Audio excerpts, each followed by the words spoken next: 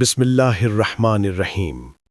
ناظرین کرام، آج ہم اس عظیم ہستی کی ولادت کا ذکر کر رہے ہیں جسے تاریخ نے غازی، علمدار، وفاداری کی مثال اور سقائے کربلا کے نام سے یاد رکھا ہے۔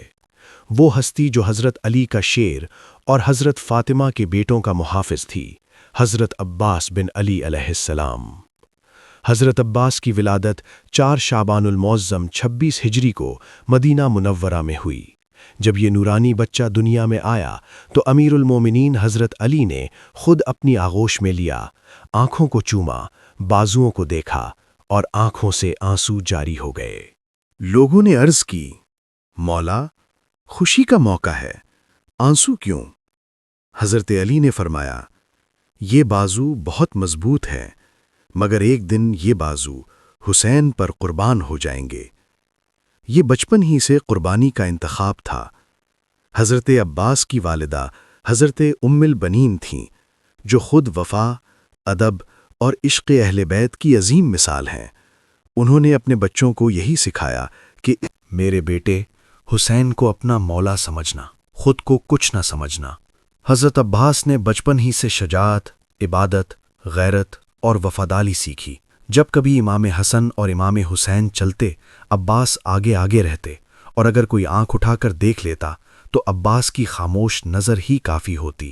کربلا سے پہلے بھی عباس کو غازی کہا جانے لگا تھا، لیکن کربلا نے انہیں وفا کی معراج بنا دیا۔ مگر آج ہم ولادت کا دن منا رہے ہیں۔ یہ وہ دن ہے جب علم وفا زمین پر اترا۔ یہ وہ دن ہے جب کربلا کا محافظ پیدا ہوا۔ یہ وہ دن ہے جب سقائے تشنہ لبان حسین نے آنکھ کھولی۔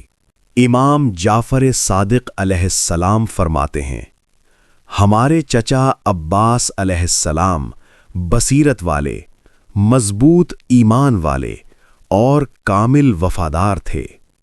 ناظرین، حضرت عباس علیہ السلام کی ولادت ہمیں یہ پیغام دیتی ہے کہ رشتہ خون سے نہیں، وفا سے بنتا ہے، اور اصل عظمت منصب میں نہیں، قربانی میں ہے۔ آج کے دن دعا کریں کہ اللہ ہمیں بھی عباس جیسی وفاداری، عباس جیسا ادب امام اور عباس جیسا یقین عطا فرمائے۔ آخر میں یہی عرض ہے، سلام ہو اس ولادت پر جو کربلا کی ڈھال بنی، سلام ہو اس عباس پر جس نے بازو دے دیے مگر حسین کا علم زمین پر نہ گرنے دیا۔ ولادت غازی عباس علمدار مبارک ہو۔ ولادت غازی عباس علمدار مبارک ہو۔ ولادت غازی عباس علمدار مبارک ہو۔